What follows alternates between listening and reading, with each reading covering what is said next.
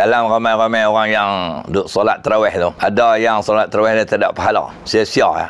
Saya namakan orang panggil tarawih penat saja. Maka tarawih penat saja ni, tak ada pahala ni, ada 5 cara orang tu melakukan solat tarawih. Yang pertama, solat tarawih yang dilakukan tanpa tamak ninah. Kita kena ingat, sembahyang yang tak ada tamak ninah, sembahyang tu tak sah. Jadi kalau kita sembahyang sampai 20 rakaat, tak ada tamak ninah, itu sembahyang dengan laju, bersegera.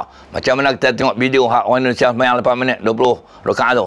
Hak ni tak ada tamak ninah, maka sembahyang tarawih tu penat saja, tak ada pahala kerana tak sah. Itu keadaan yang pertama. Yang kedua, orang sembahyang tarawih penat saya ni, bagi makmum, dia tunggu tu imam dekat-dekat nak rukuk, barulah dia bangkit, mai berdiri, lepas tu dia takbiratul ihram, Allahu akbar. Selesai dia takbiratul ihram, tu imam terus rukuk, maka dia pun rukuk, dia tak baca Fatihah. Maka tarawih dia penat saja sebab terkurang satu rukun, iaitu baca Fatihah. Dalam keadaan ini, Fatihah dia tidak ditanggung oleh tu imam kerana dia sengaja tidak bertakbiratul bersama imam sedangkan dia berada dalam majlis tersebut. Yang ketiga, tarawih itu penat saja, iaitu orang yang sembahyang tarawih tanpa solat Isya terlebih dahulu. Ada sebahagian daripada jemaah-jemaah dia tak tahu.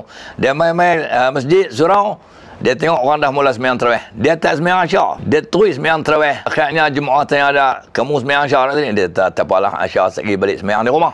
Maka tarawihnya tak sah. Pasal apa? Syarat sah sembahyang tarawih kena sembahyang Isya terlebih dahulu. Yang keempat, orang tarawih penat saya ni, iaitu seorang yang sembahyang Isya dan sembahyang tarawih, apabila selesai sembahyang tarawih keseluruhannya, disedari bahawa solat Isyanya tidak sah. Macam mana solat Isyanya tidak sah? Contohnya tak cukup rakaat. Kadang-kadang jadi malang, bukan kepada makmum, sekali dengan tu imam. Tu imam sembahyang tak cukup rakaat, 3 rakaat terus bagi salam. Makmum siapa pun tak tegak. Elok dah habis sembahyang Isya, terus sembahyang tarawih. Habis sembahyang tarawih, barulah ada seorang makmum atau 2-3 makmum tegak. Tu imam sembahyang Isya tadi perasan 3 rakaat. Tu imam kata, oh sungguh juga, baru saya perasan. Dia sedar sembahyang Isya 3 rakaat. Maka sembahyang Isya tak sah. Bila sembahyang Isya tak sah, macamlah tak sembahyang Isya. Lepas tu lepas sembahyang tarawih, hak tu orang penat saja. Sebab itu, kalau kita sembahyang jemaah ni, kalau makmum menyedari kesalahan imam yang boleh menyebabkan solat itu batal, tegur cepat-cepat. Jangan dibiarkan tu imam bagi salam dengan solat yang batal itu. Segi sembahyang tarawih penat saja orang panggil. Dan yang kelima, iaitu sembahyang tarawih yang tidak mencapai bilangan rakaat yang minima. Bilangan rakaat yang minima, jumhur ulama bersepakat bahawa minima bilangan rakaat sembahyang tarawih adalah 8 rakaat. Ada orang datang masjid lambat, malam tu masjid tu buat 8 rakaat saja, dia pun terus sembahyang Isya dengan ikut tu imam tarawih tu, dia tumpah 2 rakaat tarawih tu.